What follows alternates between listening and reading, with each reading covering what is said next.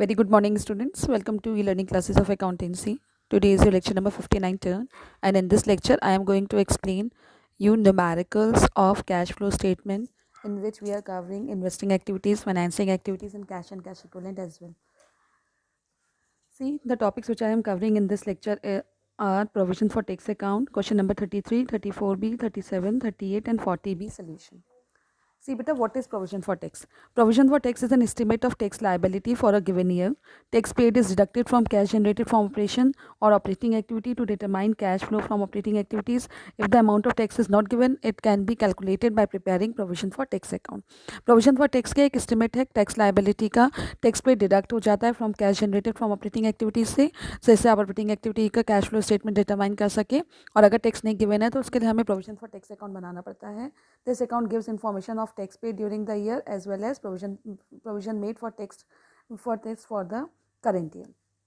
See, provision for tax account to balance about as it is nominal account to debit all expenses and losses, credit all income and gain. तो debit side is to balance to bank account tax paid. अगर question में given है last tax paid लिखा है question में additional information में, तो tax paid यहाँ पर आ जाएगा. Then to balance carry down current year का बैलेंस हो गया तुम्हारा ये. And then by balance brought down last year का बैलेंस है. By statement of provision P&L account या फिर provision for tax made during the year, ये भी क्वेश्चन में गिवन होगा.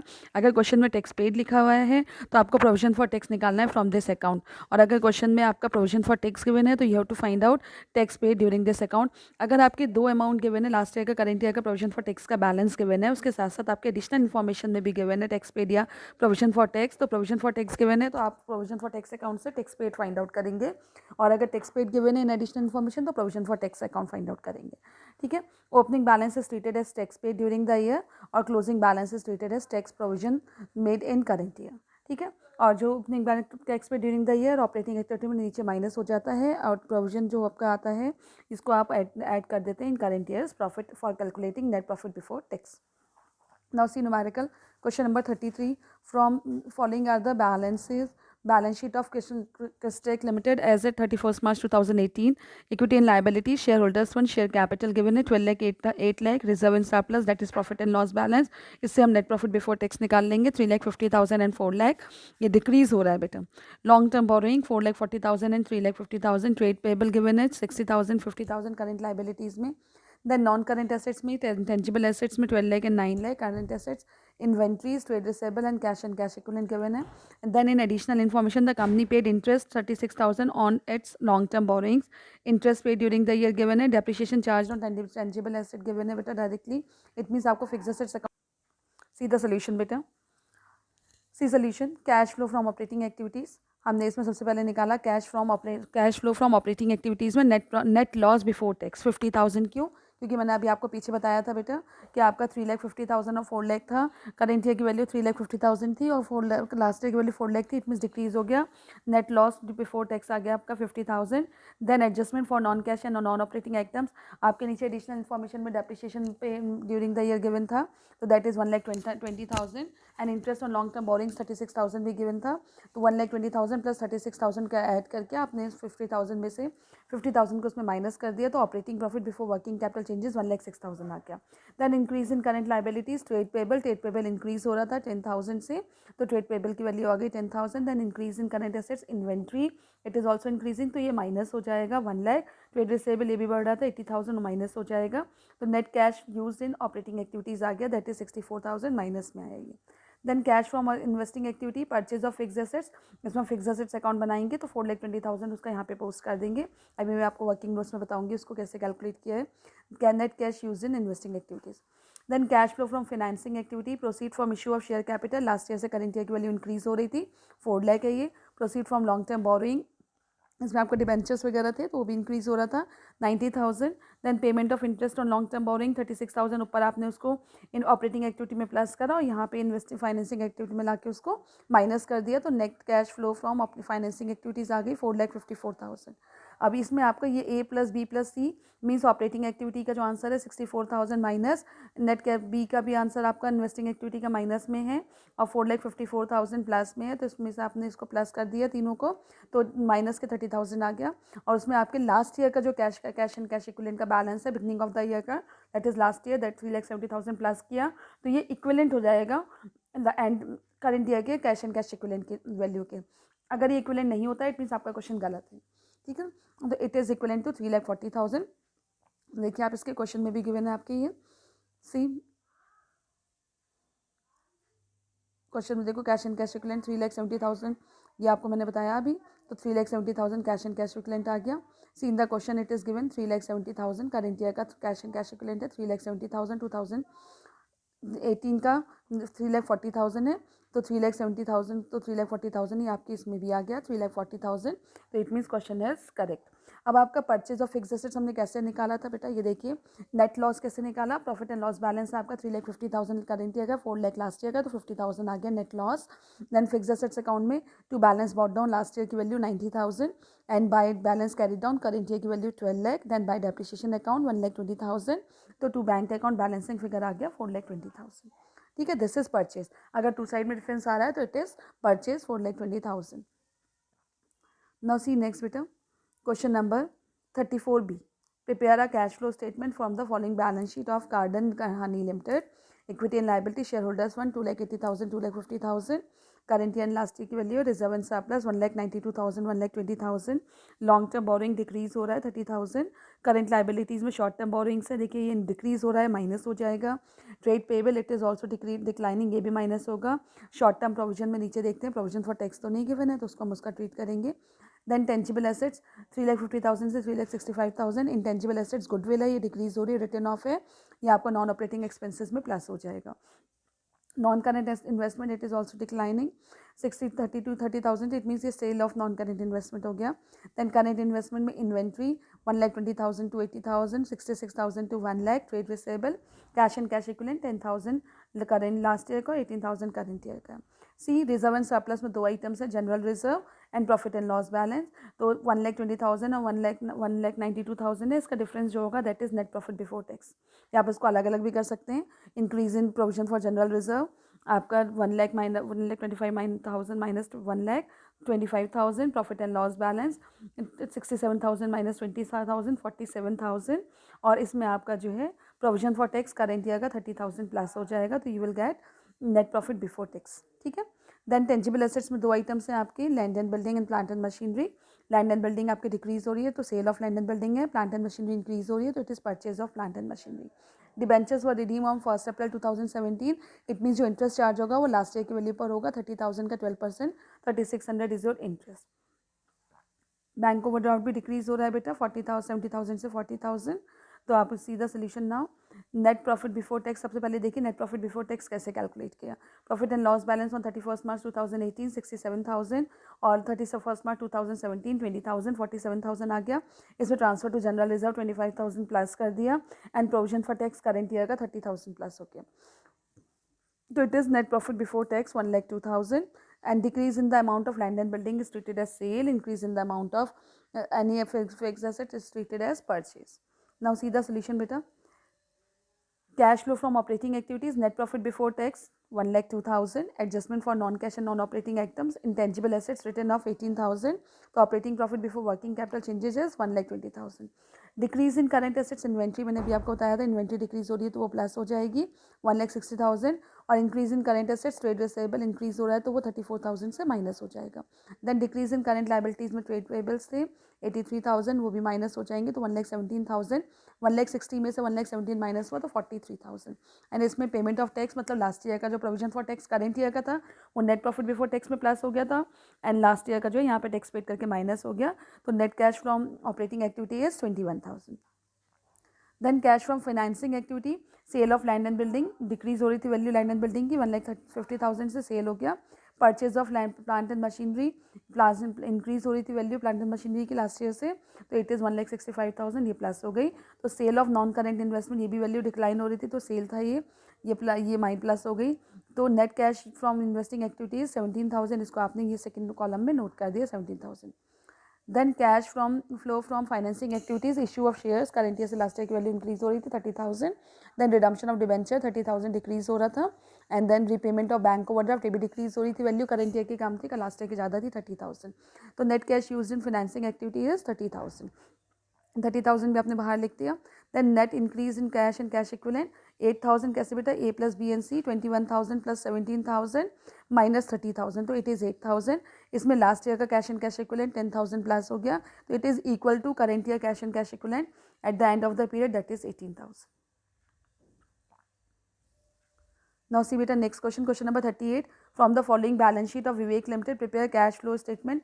Equity and liability, shareholders fund में share capital है 2,50,000 से 2,90,000, in reserve surplus 150,000 से 1,52,000. देन बाकी आइटम्स में क्या क्या चीज़ें गिवन है बेटा, करंट लाइबिलिटी गिवन है, ट्रेड पेबल गिवन है, ये डिक्रीज हो रहा है तो ये माइनस हो जाएगा 23,000 माइनस 5,000, दैट तो कितने से डिक्रीज हो गया बेटा, ये 18,000 से माइनस में आ जाएगा. शॉर्ट टर्म प्रोविजन 27,000 से 35,000. नीचे एडिशनल इन्फॉर्मेशन में देखेंगे इसमें क्या क्या चीज़ें गिवन है. नॉन करेंट एसेट्स में टेंजिबल एसेट्स ये भी इंक्रीज हो रहा है, तो it means purchase of tangible assets है. इंटेंजिबल एसेट्स 30,000 20,000 डिक्रीज हो गया, ये गुडविल हो गया रिटर्न ऑफ ये. Then inventory it is increasing, minus हो जाएगा. ट्रेड रिसेबल 1,20,000 से 2 लाख इंक्रीज हो रहा है, ये भी माइनस होगा. कैश एंड कैश इक्विवेलेंट में लास्ट ईयर का cash and cash equivalent plus हो जाएगा investing operating and financing activities में, और उसके अलावा जो है इज इक्वल्स टू हो जाएगा करेंट ईयर का कैश एंड कैश इक्विवेलेंट 17,000 के. Now see share capital, equity share capital and preference share capital, two capital is given 2 lakh से 2,50,000 एंड 50,000 से 40,000. Equity share capital is increasing, issue हो गया, and preference share capital का redemption हो गया.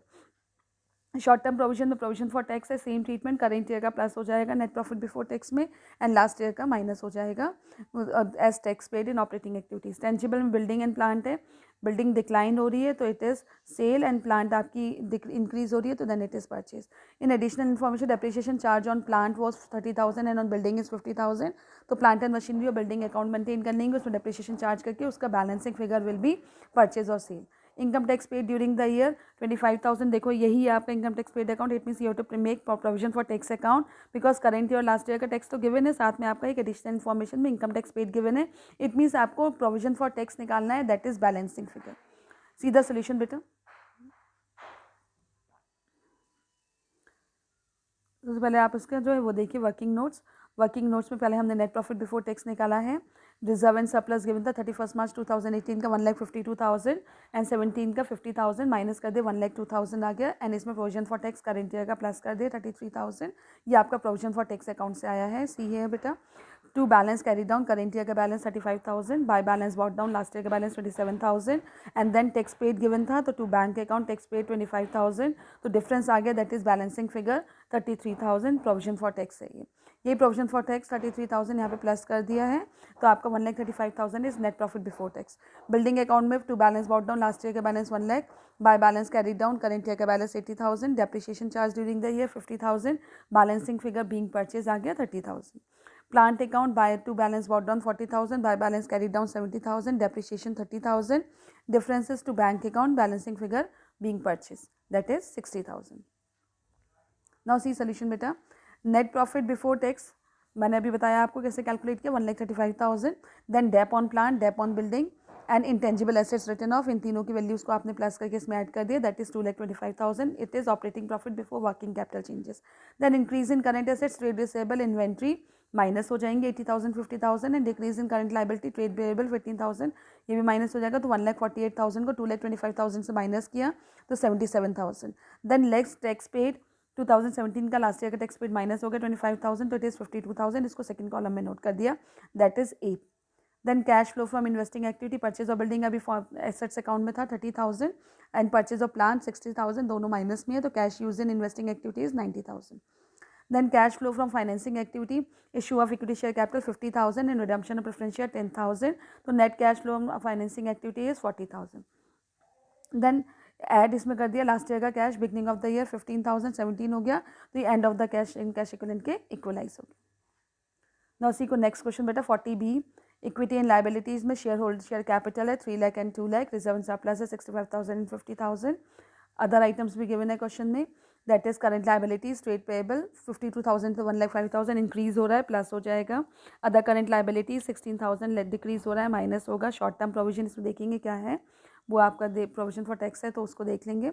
Then non current assets में fix assets से increase हो रहा है, परचेज हो गया. नॉन करेंट इन्वेस्टमेंट 60,000 से 50,000 डिक्रीज हो रहा है, सेल ऑफ इन्वेस्टमेंट हो गया. देन इन्वेंट्री 50,000 से 26,000 डिक्रीज हो गई, माइनस. ट्रेड रिसेबल इंक्रीज़ हो गया, इन्वेंट्री डिक्रीज़ हो गई, प्लस हो जाएगा, एंड ट्रेड रिसेबल इंक्रीज़ हो गया, माइनस हो जाएगा। Cash and cash equivalent given है, देन सिक्योरिटी प्रीमियम गिवन है आपका, लास्ट ईयर से करंट ईयर में रिजर्व सरप्लस में इंक्रीज़ हो गया, profit and loss balance decrease हो गया, तभी हम net profit before tax calculate करेंगे इससे। सन्ड्री क्रेडिटर्स 52,000 से 95,000 इंक्रीज, बिल्स पेबल भी इंक्रीज हो रहा है, दोनों प्लस हो जाएंगे। अदर करंट लाइबिलिटीज़ में आउटस्टैंडिंग सैलरी डिक्रीज हो रहा है, ये माइनस होगा। शॉर्ट टर्म प्रोविजन और प्रोविजन फॉर डाउटफुल डेप्ट है, इंक्रीज हो रहा है तो माइनस, और डिक्रीज हो रहा है तो plus. Then during the year company sold 60% of its original non current investment at a profit of 25%। तो ओरिजिनल नॉन करेंट इन्वेस्टमेंट बेटा ये है, जो नॉन करेंट इन्वेस्ट 60,000 को इन्होंने सोल्ड ऑफ कर दिया, 60% सोल्ड, 60,000 का 60% यानी 36,000 को सोल्ड ऑफ करा, और उसमें प्रॉफिटेबिलिटी चार्ज कर दी 25,000। Depreciation provided during the year 35,000। तो इसमें पहले अकाउंट मेंटेन होंगे बेटा। नाउ सीधा अकाउंट, सबसे पहले प्रॉफिट एंड लॉस बैलेंस आपने निकाल लिया 45,000 करंट ईयर का, और लास्ट ईयर का आपका था 50,000, माइनस के 5,000 आ गया। देन फिक्स एसेट्स अकाउंट में to balance brought down, last year की value 1,10,000, by balance carry down, current year की वैल्यू 2,25,000, बाय डेप्रिसिएशन 35,000। तो to bank account balancing figure that is purchase. Then non current investment 60% sold off हुआ था, तो to balance brought down, last year की value 60,000, by balance carry down, current year की value 55,000। Then 60%, 60,000 का 60% निकाल लिया, that is 36,000, उसमें 25,000 का प्रॉफिट प्लस कर दिया, 45,000 आ गया, 9,000 का प्रॉफिट था। एंड देन आपका जो स्टेटमेंट ऑफ P&L अकाउंट में 25% प्रॉफिट जो 9,000 है इधर शो हो जाएगा, एंड आपकी जो है जो बैलेंसिंग फिगर आएगी टू साइड में, दैट इज 31,000। ठीक है, ये परचेज हो गया investment. Now see cash flow from operating activities, net loss during the year 5,000, adjustment for non-cash and non-operating items में provision for doubtful debt में 18,000, यस इंक्रीज हो रहा था। डेप्रिसिएशन 35,000, तो 48,000 उसमें प्लस हो गया, और less non operating income minus हो गया, प्रॉफिट ऑन सेल 9,000, तो it is operating profit before working capital changes 39,000। Then decrease in inventory, add inventory 24,000, and increase in current liability में sundry creditors and bills payable दोनों add हो जाएंगे, तो 77,000 को 39,000 में प्लस करा, 1,16,000। Less increase in current assets में trade receivable 88,000, and decrease in current liability outstanding salary 16,000, तो 1,04,000 आ गया, तो it is net cash from operating activity that is 12,000। Then cash flow from investing activity, purchase of fixed assets आपने पीछे निकाला है 1,50,000 minus, and purchase of non current investment 31,000 minus, and sale of non current investment जो 45,000 की value आई है इसको plus कर दिया, तो इट इज़ 1,36,000 माइनस के हैं ये, that is net cash use in investing activity. Then cash flow from financing activity, issue of share capital 1 lakh, security premium receive 20,000, तो net cash from financing activities 1,20,000, और इसमें इन तीनों का आपने A+B+C करा, तो इट इज़ 4,000 माइनस के। ए मतलब ऑपरेटिंग एक्टिविटी, बी मतलब आपके इन्वेस्टिंग, एंड सी दोनों तीनों की जो वैल्यू है उसको प्लस करके माइनस के 4,000 आ गए। इसमें add cash and cash equivalent in the beginning 8,000 को प्लस कर दिया, तो it means it is equalize to cash and cash equivalent at the end, that is 4,000। I hope you all understand. बेटा ये क्वेश्चंस करिए, मोस्ट इंपॉर्टेंट क्वेश्चंस हैं जो मैं आपके नोट्स में दे रही हूँ। थैंक यू बेटा, have a nice day. Chapter खत्म होने के बाद आपकी पार्ट बी वॉल्यूम 2 स्टार्ट हो जाएगा। जिसने वॉल्यूम 2 परचेज नहीं करी है प्लीज़ परचेज वॉल्यूम 2।